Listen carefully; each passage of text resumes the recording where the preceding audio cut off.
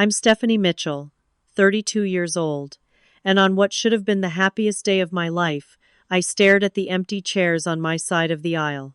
Not a single family member showed up to my wedding. I kept checking my phone, hoping for messages explaining their absence, but there was nothing. When it was time, I took a deep breath and walked down the aisle alone, holding back tears. Little did I know, while I was saying my vows, my entire family was together at our lake house, smiling in photos they'd later post online. Before I dive into this painful story, let me know where you're watching from in the comments. Hit that subscribe button and like this video if you've ever dealt with family betrayal. Trust me, what happened next in this nightmare will leave you speechless. Growing up as the middle child in the Mitchell family was never easy. Our family dynamics were complicated to say the least. My mother, Barbara Mitchell, was the undisputed matriarch of our household, a controlling woman who micromanaged every aspect of our lives while maintaining a perfect facade for the outside world. She was a successful real estate agent who valued appearance and social standing above all else.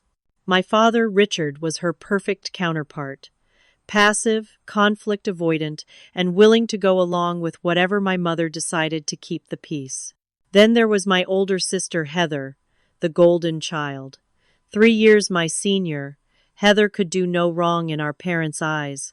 She was beautiful, popular, and followed our mother's path into real estate.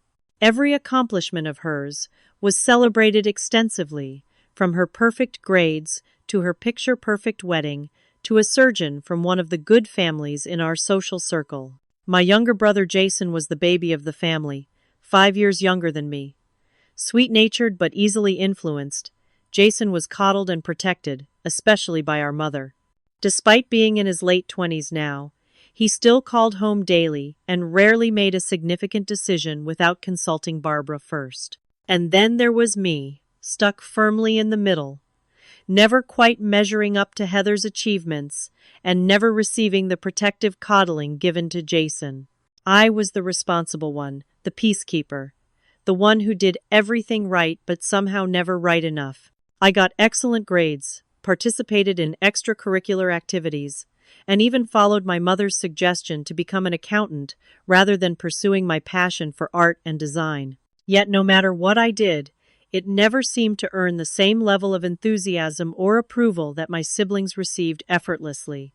Stephanie is just so reliable, my mother would say, making it sound like the most boring quality a person could possess. I spent my 20s trying to break free from these dynamics. I moved 30 minutes away, far enough to establish some independence, but close enough to maintain family ties.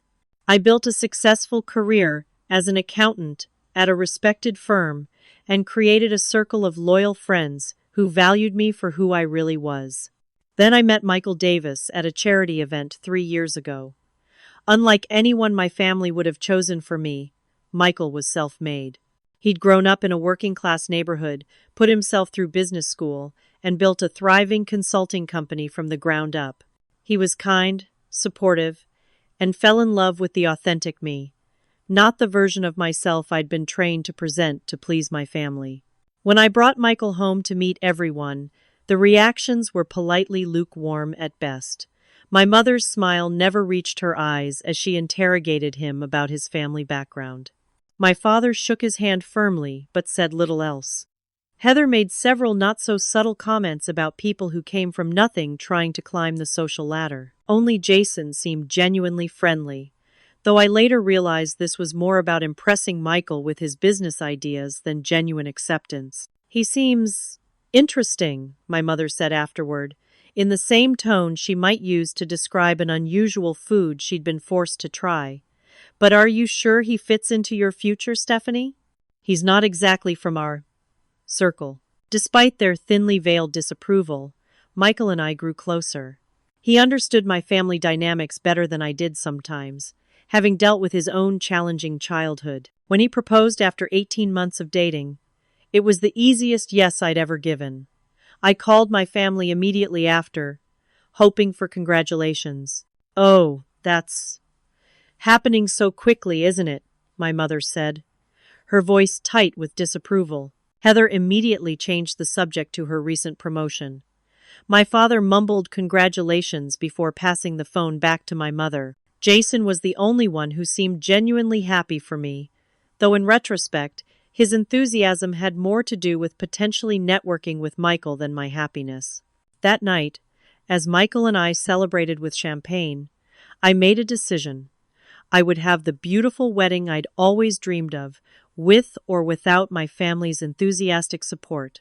I had no idea then just how literal that without would become. The first sign that wedding planning would be difficult came when I asked my mother if she'd like to help me look for venues. Barbara, who had spent months helping Heather plan every detail of her extravagant wedding 5 years earlier, claimed she was just too busy with work to accompany me. "You're an independent woman, Stephanie," she said dismissively. "I'm sure you can handle it on your own." Still, I remained optimistic. I found a beautiful garden venue with a glass-enclosed reception area that Michael and I both loved. When I excitedly shared photos in our family group chat, the responses were telling. "Isn't that a bit unconventional?" my mother replied. "The Hendersons' daughter got married at the Grand Meridian Hotel last year. That's where respectable families have weddings." "It looks nice, honey," my father texted, his standard non-committal response to anything that might upset my mother. Heather didn't respond to the venue at all. Instead, she called me the next day with big news. She and her husband were expecting their first child. While I was genuinely happy for her, the timing of her announcement seemed calculated, especially when she added, "Mother thinks we should plan a baby shower for around the same time as your wedding. That way, out-of-town relatives only need to make one trip." When I explained that our wedding was still 8 months away and her baby shower should be closer to her due date, she accused me of being selfish and unsupportive. The wedding dress shopping experience proved equally painful. When I invited my mother, Heather, and my two closest friends, Amy and Rebecca, to accompany me, only Amy and Rebecca showed up. My mother claimed to have forgotten, despite the reminder text I'd sent the day before. Heather blamed morning sickness, though she posted pictures of herself at lunch with friends that same afternoon. The most hurtful moment came when I stopped by my parents' home to show my mother the dress I'd chosen, a beautiful A-line gown with vintage lace that I'd fallen in love with instantly. "It's fine," she said, barely glancing at the photos. "Though I'm not sure it's the most flattering style for your figure." You know, Heather's Vera Wang was featured in the local society pages. "Mom, this is the dress I love," I insisted, trying to hide my hurt. "Of course, dear." "It's your wedding," she replied with a sigh. "Though speaking of that, your father and I have been thinking, perhaps a smaller ceremony would be best? Just immediate family?" Michael's background is quite different from ours, and some of our friends might find it all a bit uncomfortable. I left my parents' house that day in tears, finally understanding that my mother would never be the supportive parent I needed. Michael held me as I cried, reminding me that we were creating our own family now, one built on love and mutual respect. Despite everything, I proceeded with planning our dream wedding. I sent formal invitations to my entire family 3 months before the date, including detailed RSVP cards. To my surprise, the responses trickled in positively. My parents confirmed they would attend with a handwritten note from my father. Heather and her husband sent their RSVP card marked enthusiastically attending. Jason called to confirm he'd be there and asked if he could bring his new girlfriend. Even my extended family, aunts, uncles, and cousins, all confirmed their attendance. I began to hope that perhaps the initial resistance had been overcome, that they had accepted Michael and were ready to celebrate our happiness. 2 weeks before the wedding, I called my mother to confirm final details. "Everything's fine, Stephanie," she said impatiently. "We'll be there. Now I need to go. I'm helping Heather prepare the nursery." I hung up feeling cautiously optimistic, unaware of the devastating betrayal being orchestrated behind my back. I woke up on my wedding day filled with nervous excitement. The spring morning was perfect, clear blue skies, and just warm enough for our garden ceremony. My bridesmaids, Amy and Rebecca, arrived early at the hotel suite I'd booked for pre-wedding preparations, bringing coffee and pastries. Our hair and makeup appointments were scheduled for 9 a.m., giving us plenty of time before the 4 p.m. ceremony. "Has your mom texted yet?" Amy asked casually as the hairstylist worked on my updo. "Not yet," I replied, checking my phone again. "But they're probably just getting ready. You know how my mother is about being perfectly put together." By noon, with still no word from any family members, I sent a group text. "Getting excited to see everyone soon? Just a reminder, family photos start at 3 p.m. sharp." No one responded. By 2 p.m., as I slipped into my wedding dress, anxiety had replaced excitement. I called my mother's cell phone, straight to voicemail. My father's phone rang endlessly without answer. Heather's went to voicemail after 2 rings, a clear sign she had declined the call. "Maybe there was an accident," I said to Rebecca, trying to keep panic from my voice. "Can you try calling my brother?" Rebecca called Jason repeatedly with no answer. I then asked her to try my Aunt Linda, my mother's sister, thinking perhaps there was a family emergency I hadn't been informed about. No response from anyone. By 2:45 p.m., I was frantically pacing the bridal suite in my wedding gown, my carefully applied makeup threatening to run with unshed tears. "Should we drive by your parents' house?" Amy suggested. "It's only 20 minutes away." "There's no time," I said, my voice breaking. "Guests are already arriving. I have to be downstairs in an hour." At 3:30 p.m., I peered out the window of the bridal suite down to the garden, where rows of white chairs were arranged in perfect lines. Michael's side was filling up with his family and our mutual friends.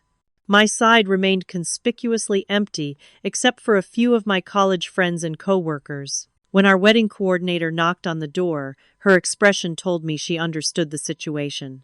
"The ceremony is scheduled to begin in 30 minutes, she said gently. "Is there anything I can do?" The reality crashed down on me then. My entire family had deliberately chosen not to come. Every single one of them. There had been no accident, no emergency, no misunderstanding. They had simply decided my wedding wasn't worth attending. I excused myself to the bathroom, where I finally allowed myself to break down.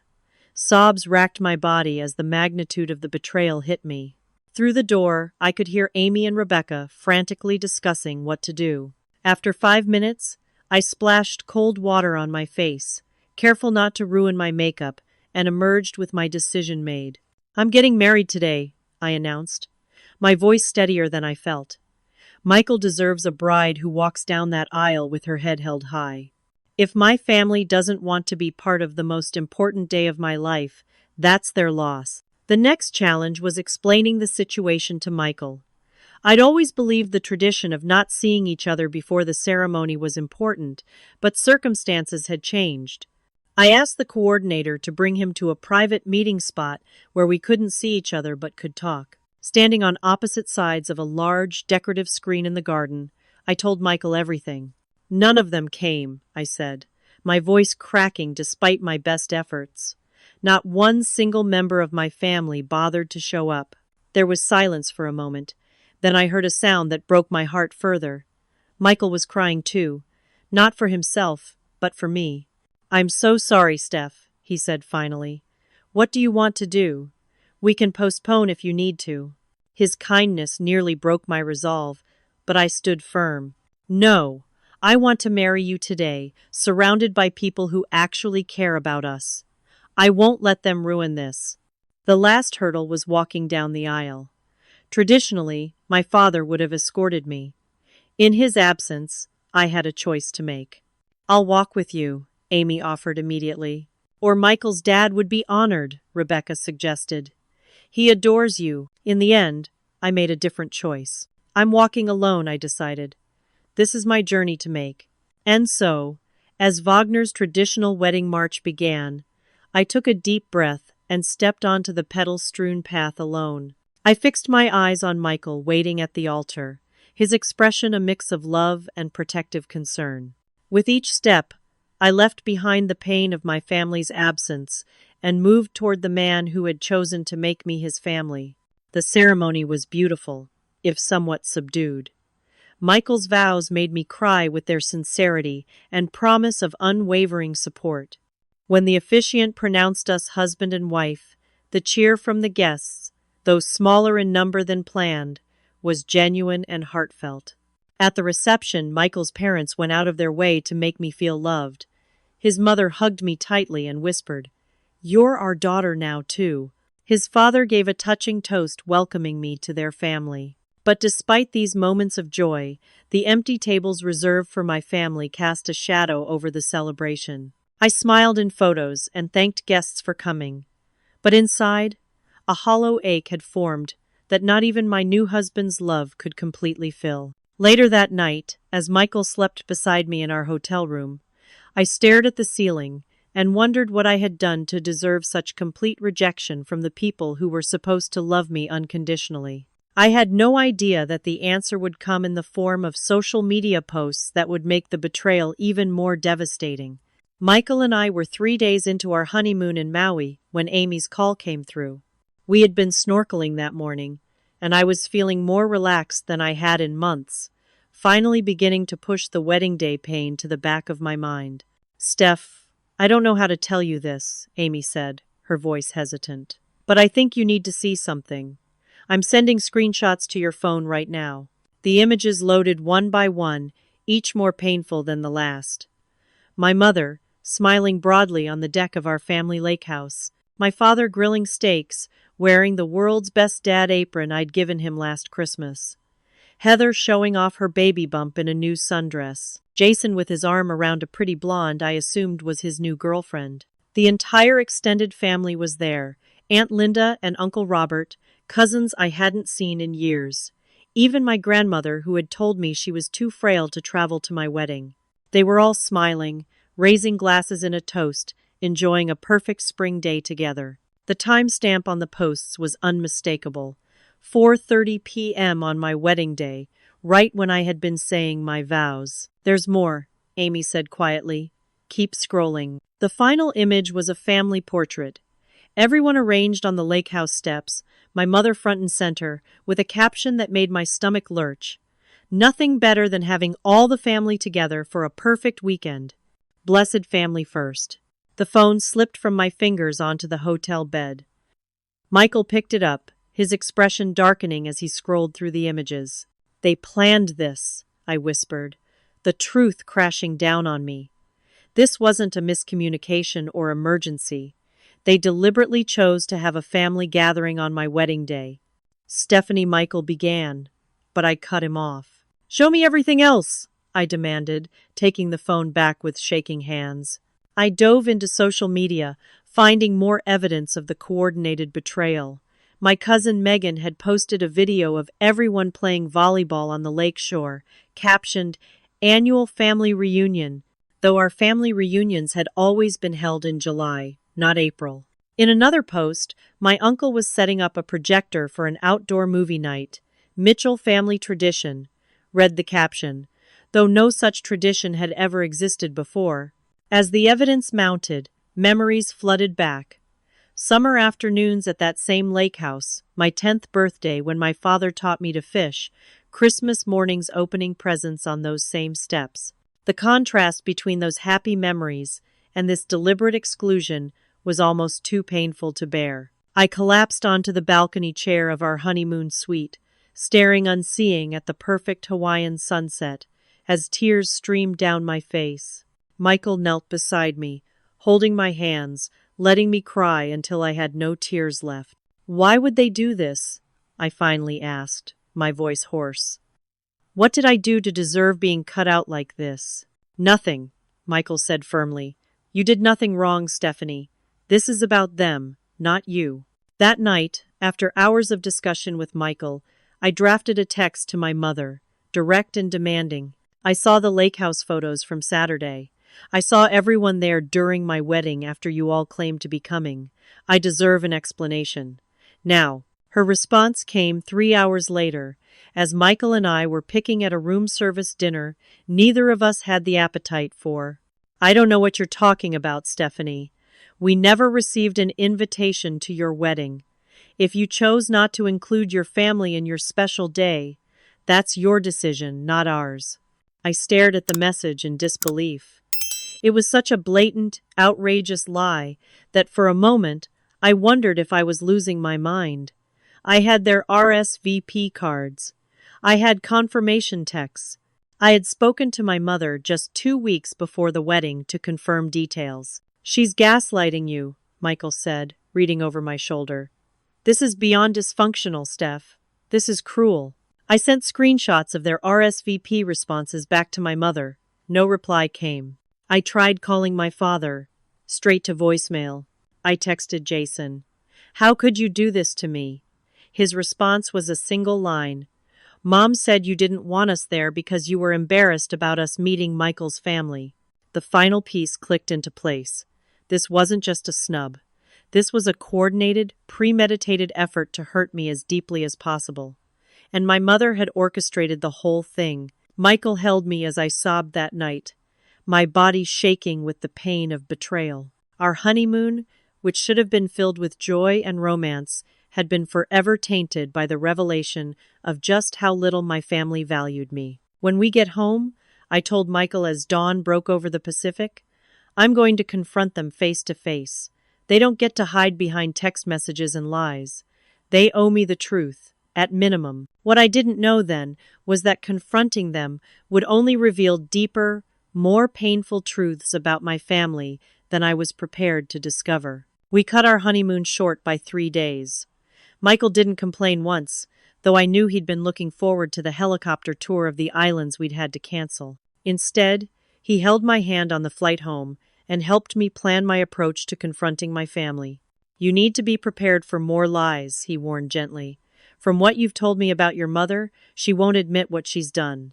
"I don't care," I replied, staring out the airplane window. "I'm done letting them rewrite reality to make themselves feel better." The day after we returned, I drove to my parents' suburban home alone. Michael had offered to come with me, but I knew this was a battle I needed to fight myself. Besides, my mother would use his presence as an excuse to deflect and create drama. It was a Wednesday afternoon, and both my parents' cars were in the driveway, along with Heather's SUV. They were home, but not answering my texts or calls. Fine. They couldn't ignore me at their doorstep. I knocked repeatedly, then rang the doorbell when no one answered. Through the frosted glass panels beside the door, I could see movement inside. Someone peering out, then retreating. They were hiding from me in their own home. The realization fueled my anger. I pounded on the door harder. "I know you're in there!" I shouted, not caring if the neighbors heard. "I'm not leaving until we talk about what you did." After 5 more minutes of knocking, the door finally opened. My father stood there, looking older and more haggard than I remembered. His eyes wouldn't meet mine. "Stephanie," he said quietly, "this isn't a good time." "When would be a good time, Dad?" I asked, pushing past him into the foyer. "After you've coordinated your lies better? After Mom has coached everyone on what to say to me?" The house smelled like my mother's signature pot roast. A family dinner in progress that I hadn't been invited to. The painful irony wasn't lost on me. "We didn't get an invitation," my father repeated the rehearsed line, still not meeting my eyes. "We thought—" "Stop lying," I interrupted, pulling out my phone. "I have the RSVP cards you sent back. I have text messages confirming you were coming. I have a voicemail from you asking about the rehearsal dinner." He flinched at my raised voice but offered no defense. From the kitchen, I heard movement. Moments later, my mother appeared, wiping her hands on a dish towel, her face a mask of practiced concern. "Stephanie, you need to calm down," she said, her voice carrying that familiar patronizing tone. "If you're having some sort of episode, we can discuss this rationally when you're feeling more stable." "An episode?" I repeated incredulously. "You think being upset that my entire family boycotted my wedding and then lied about it is an episode?" "We never got invitations," she maintained, her expression never changing. "If you chose to get married without inviting your family, that's your decision." but this dramatic outburst is entirely inappropriate." I stared at her, suddenly seeing clearly what I had been too conditioned to notice before: the subtle curl of satisfaction at the corner of her mouth, the complete lack of empathy in her eyes. She was enjoying this. My pain gave her pleasure. "You're lying," I said quietly, my voice steady now. "You're lying and you know it. The question is why. What did I do that was so terrible that you needed to hurt me like this on my wedding day?" Before she could respond, Heather appeared from the living room, one hand protectively over her baby bump. "You're upsetting Mom," she accused. "And the stress isn't good for the baby. If you can't discuss this calmly, you should leave." "Discuss what calmly, Heather?" I challenged. "The fact that all of you went to the lake house on my wedding day? The fact that you posted photos of your family reunion online where I would see them? The fact that every single one of you is pretending you didn't RSVP yes to my wedding?" A flicker of something, guilt perhaps, crossed Heather's face, but she quickly masked it with indignation. "Mom said you changed the date without telling anyone," she said. "That you sent last-minute invitations to Michael's family but not to us." I laughed bitterly. "And you believed that? Without calling me to confirm? Without wondering why I would do something so bizarre?" No one answered. The silence in the foyer was deafening. "Where's Jason?" I asked finally. "Is he hiding upstairs?" "Your brother is at work," my mother replied coldly. "Not everyone can take time off for dramatic confrontations, Stephanie." "I think you should leave," my father finally spoke up, though he still wouldn't look at me. "This isn't accomplishing anything." I looked from one family member to another, searching for any sign of remorse or honesty. There was none. Just 3 people committed to a lie, willing to gaslight me rather than admit what they had done. "You know what?" I said finally. "You're right. This isn't accomplishing anything, but don't think this is over. I will find out why you did this, and I will make sure everyone knows what kind of family you really are." As I turned to leave, my mother called after me, her voice sharp with warning. "Be careful about the stories you tell, Stephanie. People might start to worry about your mental health if you keep making these accusations." The threat was clear. If I exposed their behavior, they would paint me as unstable or delusional. It was the ultimate manipulation, one that I recognized from childhood. Stay quiet or be labeled the problem. But I wasn't a child anymore, and I was done staying quiet. "Goodbye, Mother," I said without turning around. "You'll be hearing from me again, but not in the way you expect." I drove away from my childhood home that day with a strange mix of devastation and determination. The family I thought I had was gone, perhaps had never really existed. But in their place, I now had clarity and a resolve to uncover the truth, no matter how ugly it might be. In the week following my confrontation at my parents' house, I threw myself into uncovering the truth. Michael supported me completely, offering both emotional comfort and practical help. He suggested approaching the investigation methodically, like we would a business problem. "Start with the people on the periphery," he advised. "Someone in your extended family might be more willing to talk." I began with my Aunt Meredith, my father's younger sister, who had always been kinder to me than most of the family. While she had been at the lake house gathering, she had always marched to her own drummer and might be less under my mother's influence. I called her on a Tuesday morning when I knew she'd be alone. Her husband played golf every Tuesday without fail. "Stephanie," she answered, her voice cautious but not cold. "I was wondering if I'd hear from you." "I think you know why I'm calling, Aunt Meredith," I said, keeping my tone neutral.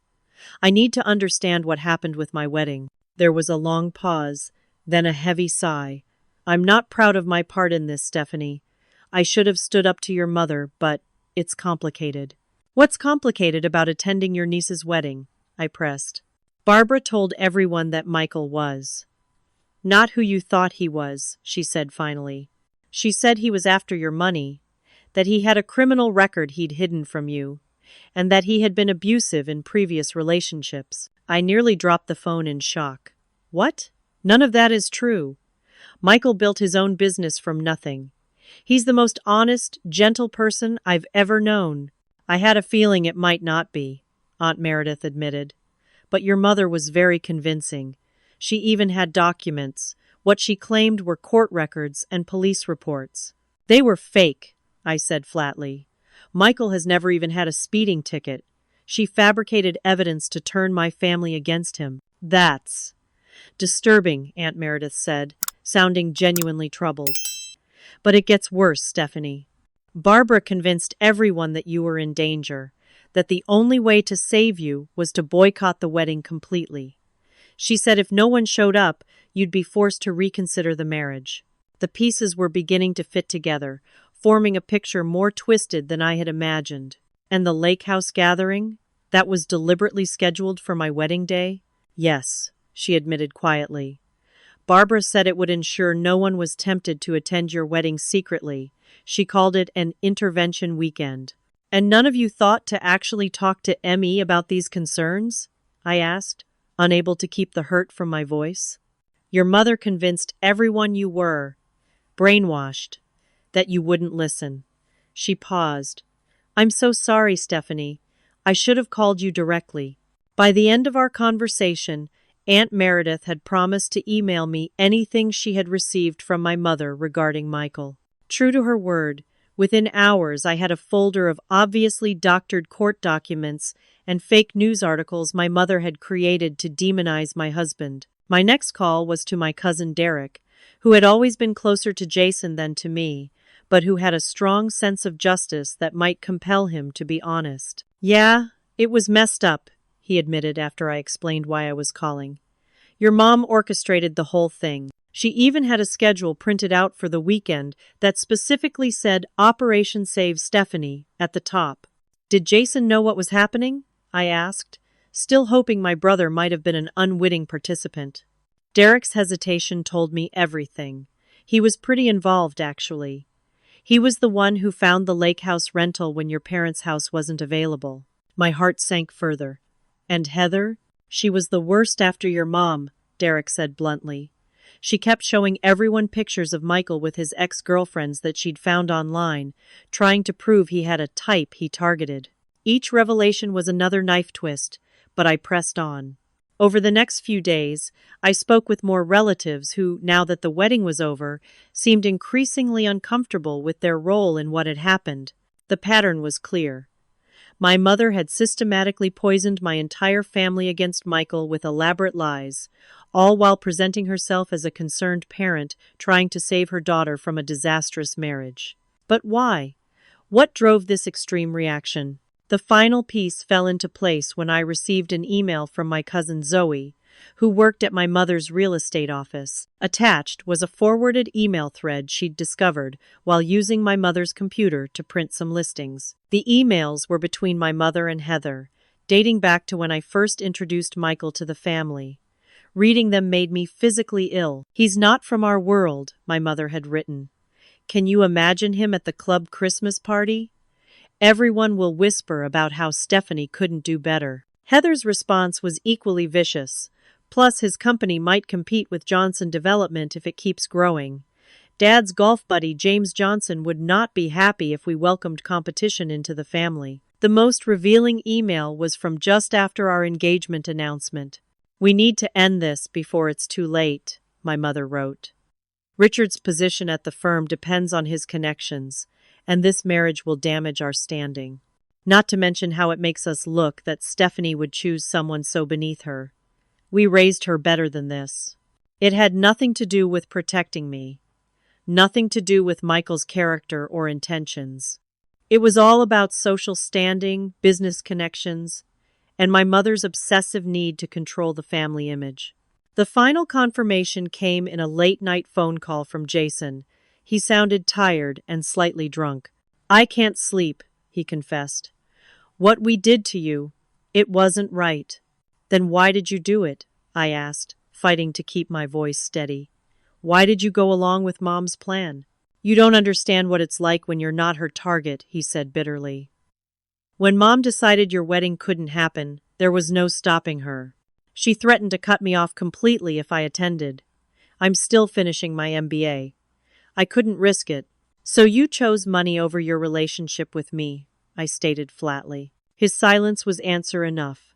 There's something else you should know, he added finally. The reason Mom got so worked up about Michael's business, it's because Dad's firm is struggling. The Johnson account is keeping them afloat, and Michael's consulting company just landed a contract with Johnson's biggest competitor. I hung up feeling physically exhausted but mentally clear. The truth was ugly but simple. My family had boycotted my wedding not out of concern for me, but to protect their social and business interests. My happiness had never been a consideration. That night, as I shared everything I'd learned with Michael, a plan began to form. The time for private confrontations was over. If my family wanted to play dirty, they were about to learn I was no longer the compliant middle child, willing to keep the peace at any cost. After a sleepless night discussing options with Michael, I made an appointment with my friend Rebecca, who happened to be one of the best attorneys in the city. We met for coffee at a quiet cafe far from my family's usual haunts. What they did was reprehensible, Rebecca said, after I'd laid out the full story, including the evidence I'd collected. But I want to be clear about what legal remedies are available. Boycotting a wedding isn't illegal, even if it's cruel. I understand that, I replied. I'm not looking to sue them. I want to protect myself and Michael from further damage, and I want to make sure everyone knows the truth. Rebecca nodded thoughtfully. The fabricated criminal records concern me most. That's potentially defamation, especially if it impacted Michael's business relationships. We discussed options for nearly 2 hours. In the end, Rebecca drafted 2 documents: a cease and desist letter warning my mother against spreading any more false information about Michael, and a detailed timeline of events with supporting evidence that I could share if necessary. Be strategic about your next steps, Rebecca advised as we parted. Your mother sounds like someone who cares deeply about her public image. That's both her strength and her vulnerability. That evening, Michael and I had another difficult conversation. I need to know you're okay with what comes next, I told him. This could get messy, and it might affect your business too. Michael took my hands in his. Stephanie, your family tried to destroy our relationship with lies. They abandoned you on our wedding day. You don't need my permission to set the record straight. His unwavering support gave me the courage for what came next. I spent the following day crafting a detailed social media post. It wasn't impulsive or angry. Every word was carefully considered. I included photos of the RSVP cards from my family, screenshots of confirming text messages, and pictures from the lake house gathering clearly time-stamped during our wedding ceremony. The post read, I've always believed in protecting family privacy, but recent events forced me to speak out. On April 17th, my entire family deliberately skipped my wedding after confirming they would attend. Instead, they held a gathering at our family lake house, which they documented extensively on social media. When confronted, they claimed they never received invitations, a demonstrable lie, as shown in the attached evidence. I have since discovered this was part of a coordinated effort orchestrated by my mother, Barbara Mitchell, based on fabricated concerns about my husband. The truth is simpler and sadder. They disapproved of my choice to marry someone who built his success rather than inheriting it. Business interests and social standing were deemed more important than my happiness. I'm sharing this painful story not for sympathy, but because the same people who abandoned me are now spreading malicious lies about my husband's character and business. These falsehoods must stop. To those who attended our wedding and have supported us, thank you from the bottom of our hearts. You are our true family. I attached the evidence, took a deep breath, and pressed post. The response was immediate and overwhelming. Friends expressed shock and outrage. Colleagues sent messages of support. Even casual acquaintances reached out with kind words. Several of Michael's business associates confirmed they had been approached by my mother or sister with concerns about his character, but had dismissed them as obviously false. Within hours, my post had been shared hundreds of times across our community. By dinner time, my phone rang with a call from my mother. Take it down immediately, she demanded, her voice shaking with rage. "You have no idea the damage you're doing to this family." "The damage I'm doing?" I repeated incredulously. "That's rich coming from you, Mom. You're airing private family business for everyone to see. People are calling me, questioning me. Your father's colleagues are talking." "Good," I replied calmly. "They should know what kind of people they're dealing with." "I'll sue you for defamation," she threatened. "I'll tell everyone you're having a mental breakdown." "Go ahead," I challenged. "I have documented evidence for everything in that post. Do you really want this to go to court where you'll have to testify under oath about the fake criminal records you created?" Her sharp intake of breath told me she hadn't expected me to know about that. "What do you want?" she finally asked, her voice cold. "I want you to stop spreading lies about my husband. I want a public apology from you, Dad, Heather, and Jason for missing our wedding. And I want you to stay away from us until you're ready to acknowledge what you did and make amends." She hung up without responding. The fallout continued over the following days. Extended family members began reaching out, many apologizing for their role in the wedding boycott. My Aunt Linda called in tears, saying she'd had no idea about the fabricated concerns and had simply trusted her sister's judgment. Uncle Robert sent an email, expressing his shame at not questioning the situation more thoroughly. Even some of my mother's closest friends contacted me privately to say they were disturbed by what had happened. The carefully cultivated social image my mother had spent decades building was crumbling under the weight of her own actions. Heather remained silent, though her husband surprisingly sent me a message saying he had argued against the boycott and regretted not standing his ground. Jason texted a brief, "I'm sorry that felt insufficient, but was at least an acknowledgement." My father sent a handwritten letter that arrived a week after my post. It read simply, "I failed you as a father. I have no excuse worth offering. I'm deeply sorry." It was perhaps the most honest communication I'd ever received from him. Through it all, Michael and I presented a united front. We declined interviews from local gossip blogs, refused to elaborate beyond my original post, and focused on building our life together. His business, far from suffering, actually gained several new clients who were impressed by his dignified handling of the situation. For the first time in my life, I had set a boundary with my family and held firm.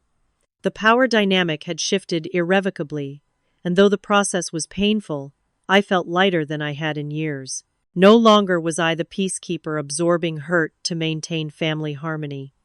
I was standing up for myself and my husband, consequences be damned. As one particularly supportive friend commented on my post, "Sometimes the family you choose is more real than the family you're born into." I was beginning to understand just how true that was. 2 weeks after my social media post, the Mitchell Family Damage Control campaign began in earnest. My mother, always strategic, realized that direct attacks had backfired spectacularly. Instead, she shifted to more subtle tactics designed to repair her social standing and undermine my credibility without appearing to do so. The first approach came through family friends.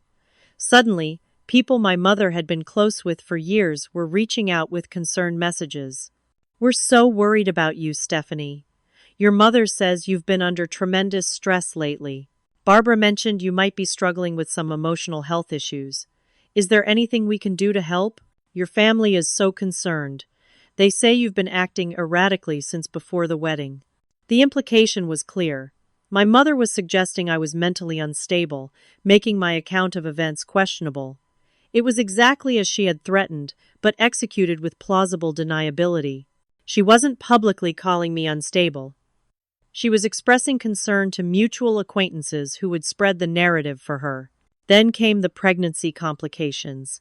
Heather's husband called Michael directly, explaining that Heather had been experiencing concerning symptoms that doctors attributed to stress from the family situation. He didn't explicitly ask us to reconcile for the baby's sake, but the message was clear. "They're trying to make us feel responsible for a pregnancy complication that may not even exist," Michael pointed out after the call. "It's emotional manipulation, pure and simple." I agreed, but couldn't help feeling a twinge of worry. What if something really was wrong with Heather's pregnancy? Could I live with myself if my actions, justified as they were, caused harm to my unborn niece or nephew? This doubt was exactly what my family was counting on. The next approach came from my father, who asked to meet me for coffee at a neutral location. Against my better judgment, I agreed, curious to hear what he had to say without my mother's direct influence. He looked older than he had even a month ago, the lines in his face deeper, his shoulders slightly stooped. For a moment, I felt a pang of sympathy for him. Stephanie, he began after we'd received our drinks, I want you to know that I accept responsibility for my part in what happened. I should have been stronger. It was more acknowledgement than I'd expected, and I nodded cautiously. Your mother. He hesitated. She goes too far sometimes in trying to protect the family. But her intentions come from a place of caring. And there it was, the familiar pattern of my father making excuses for my mother's inexcusable behavior. Dad, she fabricated criminal records, I said flatly. That's not going too far. That's potentially criminal itself. He winced, but pressed on. The situation has become untenable. Your post has affected your mother's business. Clients are canceling listings. The club is uncomfortable. People are taking sides. And you think that's my fault? I asked incredulously. I'm asking if there's a way forward, he replied, avoiding the question. For the sake of family peace, for Heather's baby, for the Mitchell name. The way forward is simple, I said. A public acknowledgement of what was done, a sincere apology, and a commitment to never interfere in my marriage again. Anything less is just damage control for your public image. My father sighed heavily. I'll talk to your mother, but I don't think she's ready for that kind of public statement. Then I'm not ready for reconciliation, I replied simply. The most surprising approach came from Jason, who showed up unannounced at our apartment one evening. When I opened the door, he looked nervous but determined. Can we talk? He asked. Just us? Like we used to? There had been a time when Jason and I were close. As kids, I had protected him from our mother's criticisms and Heather's taunting. In return, he had been my loyal ally in family conflicts. That bond had eroded as he grew older and more dependent on our parents' financial support, but I still remembered the brother who had once loved me unconditionally. We sat on the balcony, the evening air cool against my skin, as Jason struggled to find the right words. I've been an idiot, he finally said. I knew what Mom was doing was wrong, but I was too scared to stand up to her. I told myself it wasn't my battle. It became your battle when you actively helped plan the lake house weekend, I pointed out. He nodded miserably. I know. There's no excuse. But I want to make it right somehow. As we talked, I began to sense there was something Jason wasn't telling me. His eyes kept darting away, and he seemed unusually interested in Michael's business. What's really going on, Jason? I asked directly. After some hesitation, he confessed. Mom and Dad are worried about connections to Johnson Development. They know Michael's company is working with Westridge Partners now, and apparently there's some big deal in the works that could really hurt Johnson's business. And there it was, the real reason for this sudden attempt at reconciliation. It wasn't about family healing at all. They wanted access to Michael's business information to protect their own interests. Let me get this straight, I said slowly. After everything that's happened, they sent you here to spy on my husband's business dealings? Jason had the grace to look ashamed. Not exactly. They just thought if we reconciled, maybe Michael would consider how his business moves affect the family. The audacity was breathtaking. Even now, they were trying to manipulate and use us. I think you should leave, I said quietly. Steph, please. Now, Jason, I interrupted firmly. And tell Mom and Dad that if they ever try to interfere with Michael's business, I'll make what I shared online look like a friendly family anecdote. After he left, I called Rebecca to update her on these new developments. Her advice was clear and practical. Document everything. Save texts, emails, record conversations if legal in your state. They're getting desperate, which makes them both more conciliatory and more dangerous. That night, As Michael and I discussed these latest approaches, a realization crystallized for me. My family's attempts at reconciliation weren't about healing our relationship at all. They were about damage control, self-interest, and regaining the control over me they had lost. They don't want me back, I told Michael as we sat on our couch, his arm around my shoulders. They want their doormat back. The person who would absorb their cruelty and still show up for family photos with a smile. That person doesn't exist anymore, Michael said, pressing a kiss to my temple. He was right. The Stephanie who prioritized family peace over her own well-being was gone. In her place stood someone stronger, someone unwilling to accept conditional love or manipulative behavior, even from blood relatives. The painful journey had transformed me, and despite the heartache, I wouldn't go back to who I was before. Some bridges, once burned, shouldn't be rebuilt. 6 months after our wedding, Michael and I had settled into a rhythm of married life that felt both secure and joyful. Our apartment, once just a place we lived, had become a true home, filled with photos of our wedding, featuring friends who had become family, souvenirs from our abbreviated honeymoon, and the comfortable clutter of 2 lives fully intertwined. My journey of healing had been neither quick nor linear. In the weeks following the confrontations with my family, I experienced periods of intense grief alternating with anger so sharp it took my breath away. Michael suggested therapy, and though initially resistant, I finally agreed. Dr. Larson, a specialist in family trauma, helped me understand that what I was experiencing was actually a form of mourning. "You're grieving the family you thought you had," she explained during one particularly difficult session. "The parents you deserved but never truly had. That's a profound loss, even if what you lost was partly an illusion." Through our weekly sessions, I began to recognize patterns that had shaped my entire life. How I had been trained to prioritize my family's comfort over my own needs. How I measured my worth by their approval.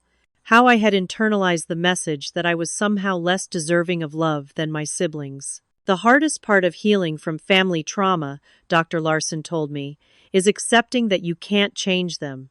You can only change how you respond to them. Alongside therapy, I found unexpected healing in building what Michael and I came to call our chosen family.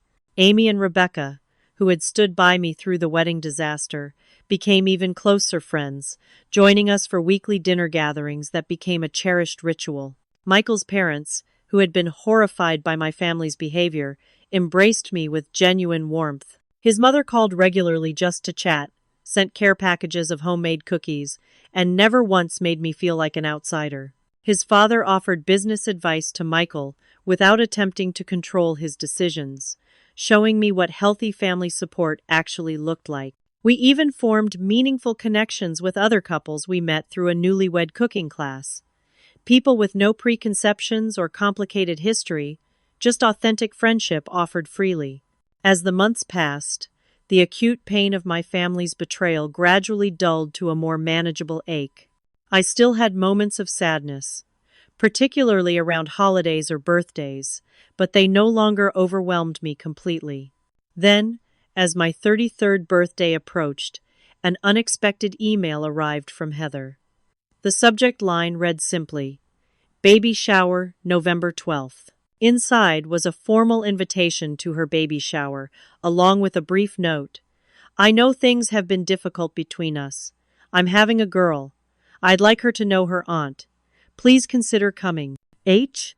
I stared at the screen for a long time, unsure how to feel. Was this a genuine olive branch or another manipulation? After discussing it with Michael and Dr. Larson, I decided to respond with cautious openness. "Thank you for the invitation," I wrote back. "I would like to be part of my niece's life.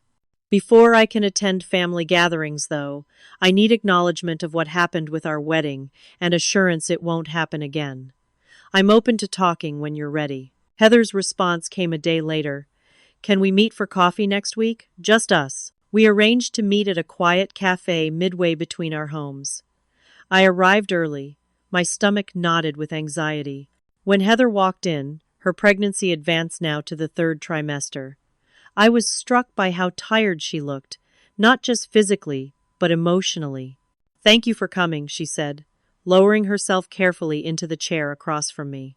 "I'm surprised you reached out," I admitted. Heather looked down at her tea. "Having this baby has made me think differently about a lot of things. About what kind of family I want her to grow up in." We talked for nearly 2 hours. Though she didn't offer the full apology I had hoped for, Heather acknowledged that boycotting my wedding had been extreme and hurtful. She admitted that our mother had manipulated everyone with lies about Michael, though she still tried to frame it as misguided protection rather than malicious control.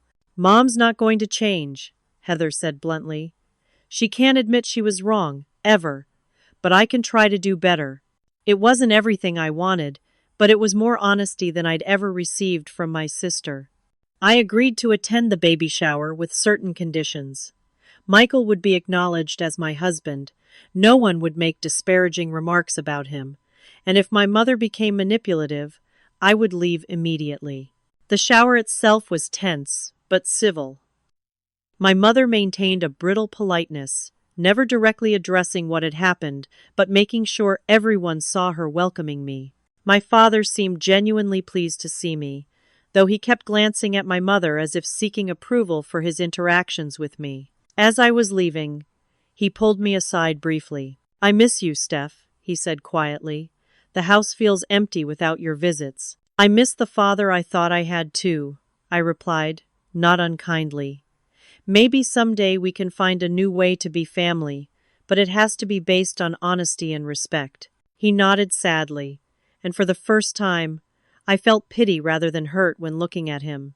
A man who had sacrificed his own backbone and relationships for an illusion of peace that never truly existed. A month later, my niece Lily was born. I sent a gift but didn't visit the hospital, still wary of being pulled back into family dynamics that could damage my hard-won healing. Instead, Michael and I invited Heather, her husband, and the baby to our home once they were settled.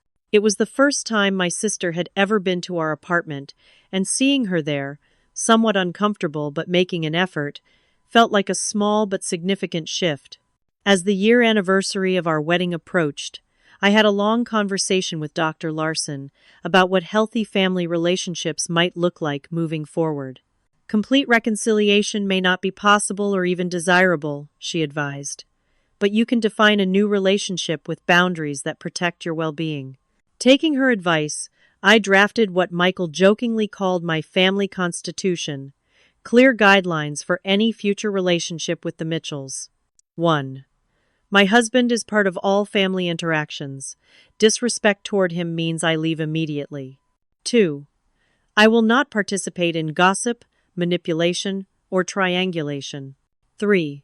I will not pretend past events didn't happen to make others comfortable. 4. I will choose when and how I participate in family gatherings based on my own well-being. 5. Any relationship moving forward must include honesty and respect. I shared these boundaries individually with each family member, making it clear that while I was open to rebuilding relationships, it would happen on these terms or not at all. The responses were telling.